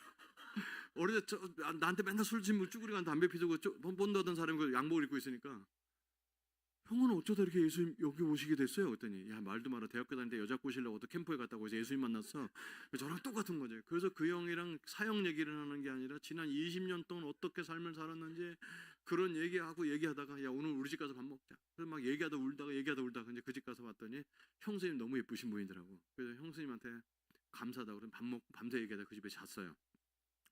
이제 금요일 날 아침에 이제 형 이제 저 집에 가야 되겠더니 야 오늘 철야기도 때 한 400명 모이는데 너 간증해 줄 수 있냐? 저는 노트북을 한번 꺼내보지도 않았어요. 그 아는 형한테 무슨 사역 얘기를 하겠어요. 그래서 그 형도한테 얘기하지 않은 보고를 컴퓨터를 보면서 우리 맡은 캠퍼스 사역 사진 보면서 하는데 여러분 오래간만에 한국말로 설교하니까 그렇게 눈물이 나더라고요. 그래서 막 얘는 아버지가 공안이었는데 이렇게 예수 믿게 됐고 막 얘기하는데 막 30분 동안 사역 얘기는 고사하고 사람 얘기하다 막 눈물이 나. 근데 목사님 5분 남았다 계속 그래서 저 본론 말씀드리겠습니다. 저는 한국으로 돌아가기 때문에 여러분한테 후원 받을 필요가 없습니다. 근데 이제 중국에 있는 남은 아이들이 이 사역을 잘 감당할 수 있도록 여러분이 후원을 좀 해주셨으면 좋겠습니다. 1년에 3천만 원 정도 드는데 여러분이 일부라도 좀 감당해 주시면 제가 오늘 밤에 열심히 기도하고 한 거 감사한 줄 알겠습니다. 그리고 이제 통성 기도했는데 너무 뜨겁게 기도를 해주셨어요. 성도님들이. 그런데 그 형 집에서 하룻밤 더 자고 가야 되는데 밤 10시가 넘어서. 그런데 잠깐 기다리라고 했더니 장로님 중에 한 분이 임시당일 열자고 그랬다는 거예요. 그 장로님이 CC 출신이셨어요. 그래서 담임 목사님이 앉아서 있는데 장로님들 7분이 모여서 임시당일 열었는데 거기서 15분 만에 그 교회에서 해마다 3천만 원씩 교회에서 감당하기로 결정 내려주셨습니다. 그 목사님은 아무 소리 안 하셨대요. 이분이 내가 아는 동생이 이런 얘기도 전혀 안 하셨는데 너무 감동스럽고. 그래서 그 다음날 아침에 자고서 이제 기차 타고 오는데 막 기차 이렇게 풍경이 지나가는데 막 계속 눈물이 나는 거예요. 그동안 이제 중국에 있는 동안 사스도 만났지, 공안에도 끌려가봤지, 애들 때문에 너무 고생했는데 중국 안에서 이사를 계속 다니. 막 이런 생각이 수없이 지나가면서 눈물이 나고 있는데 앞에 있는 중국 남자가 옛날 중국 기차는 4명씩 마주보게 앉아있고 의자도 못 돌리는데 중국 남자가 자꾸 휴지를 주는 거예요. 그러니까 시시 받으면서 계속 닦는데 눈물이 너무 더 나는 거예요. 그래서 제가 중국 이 사역하는 동안 애들 눈물을 닦아줬는데 중국을 떠날 자가 되니까 중국 사람이 제 눈물을 닦아주는 게 너무 감격스러웠어요. 제가 생각해봤습니다. 하나님이란 분이 제 삶에 언제부터 개입하셨을까 하는 거예요. 저는 대학교 1학년 때 예수님 만나서 그때부터 하나님과 동행하고 또 죄를 짓지만 또 용서해주고 그래서 하나님 세계에 들어왔다고 생각했는데 그 영을 만난 거는 제가 중학교 때 만났단 말이죠. 근데 그럼 중학교 때부터 함께 계셨던 거죠. 그 영과의 삶에. 성경 읽어보니까 태초에 천지를 창조하기 전부터 저를 구별해내셨더라고요. 그래서 하나님 저를 이렇게 목사로 치려면 목사 집안에 태어나서 말씀도 잘 알고 하시지. 근데 하나님은 저에게 또 깨진 가정들과 청년들에게 마음을 쓸 수 있도록 그런 환경을 허락하신 거죠. 로마서 8장 28절에 하나님을 사랑하는 자고 뜻대로 부르심을 입은 자들에게는 모든 것이 합력하여 선을 이룬다. 그래서 저는 그런 가정에서 태어나서 그런 가정을 충분히 이해하게 됐고 그리고 그런 가정이 어렵지 않아요. 여러분 집에 장애인이 있으면 되게 어렵거든요. 난 집에 들어가서 똥 오줌 냄새가 나는 집이 그렇게 저는 어색하지 않습니다. 그게 뭐 모든 사람이 다 그렇게 할 수 있는 건 아니지만 타고나거나 하나님 주신 사역에 그릇이 있다고 생각하거든요. 늦게 믿은 사람에서 안 믿는 사람의 관점으로 성경도 너무 많이 보게 되고 그래서 합력하여 선을 이루고 계신 분입니다. 하나님은 이 땅에 왜 아들을 보내셨냐면 우리에게 생명과 풍성한 삶을 위해서 주시기 위해서 보내셨습니다. 우리 같이 한번 기도할까요? 통성기도 한번 했으면 좋겠습니다. 시간이 많이 갔습니다만 하나님 이번 부흥의 기간에 오늘 첫날에 생명과 풍성한 삶을 간증처럼 듣게 됐는데 하나님 우리가 예수 믿고 따르는 데는 생명력 없으면 다 율법이 됩니다. 생명이 있으면 교회에 달려오는 길이 너무 기쁩니다. 생명이 있으면 예배가 기쁩니다. 생명이 있으면 전도도 기쁩니다. 생명이 있으면 물질이 내 물질이 아니고 주님께 내 삶을 다 주고 하는 것 같습니다. 하나님 그러나 생명이 없이 하다 보면 이게 율법이 됩니다. 그럼 종교가 짐스럽고 교회 오는 게 짐스럽고 작은 일에 마음에 걸리고 그럽니다. 그래서 하나님 이번 부흥의 기간 동안에 하나님은 내게 생명력으로 충만케 하여 주시옵소서. 교회가 생명력이 차고 넘치게 해 주시옵소서. 하나님 우리에게 주신 풍성한 삶이 날마다 차고 넘쳐서 이미 주신 것을 감사하며 나누는 우리 교회 될 수 있도록 기름 부어 주시옵소서. 다 같이 주여 한번 외치고 기도하는 시간 갖도록 하겠습니다. 기도하시겠습니다. 주여! 하나님 아버지 감사하고 찬송합니다. 우리에게 하나님 아버지 이미 생명과 풍성한 삶을 주셔서 정말로 감사합니다. 주께서 우리 마음을 붙들어 주셔서 하나님 아버지 생명을 놓치지 않게 살게 해주시고 하나님 아버지 예전에 생명을 가졌던 걸 다시 회복시켜 주시고 아직 생명이 없는 사람에게 생명을 증거할 수 있도록 인도하시고 하나님 아버지 예수님 믿고 교회 생활하고 사람들에게 증거하고 하나님의 제자 훈련 받고 찬송하고 예배하는 봉사하는 모든 것이 내 속에 차고 넘치는 생명력으로 감당할 수 있도록 힘주시고 능력 베풀어 주시길 소원합니다. 오 하나님 감사합니다. 우리에게 기름 부어 주시고 하나님 아버지 내 힘이 아닌 주님과 동행하는 힘 당신의 생명력으로 감당하게 해주셔서 하나님 아버지 이것이 나의 생명이요 하나님 아버지 제가 예수 믿는 것이 너무 잘하니요 주님을 섬기는 가장 큰 복인 것을 볼 수 있도록 주님 축복하여 주시옵소서. 하나님 아버지 감사합니다. 찬송합니다. 주님은 우리를 써먹기 위해서 이 땅에 오신 것이 아니라 우리에게 생명을 주시려고 오셨습니다. 하나님 아버지 생명력이 차고 넘치게 해주셔서 주님을 따르고 섬기는 것이 나의 힘이 아닌 주님께서 주신 기쁨과 구원의 감격을 할 수 있도록 주님 베풀어 주시옵소서. 잃어버렸던 생명력이 있다면 다시 찾게 하시고 회복하게 하셔서 교회 오는 발걸음에 가볍게 하시고 하나님 말씀이 꿀처럼 달게 해주시고 잃어버린 영혼을 향해서 마음이 열리게 해주시고 봉사하는 것이 나의 힘이 아니라 주께서 주시는 힘으로 자원함으로 감당할 수 있도록 하나님 아버지 풍성한 삶이 내 삶과 교회 안에서 이루어질 수 있도록 하나님 축복하여 주옵소서. 주님 감사합니다. 예수님의 이름으로 기도드렸습니다. 아멘.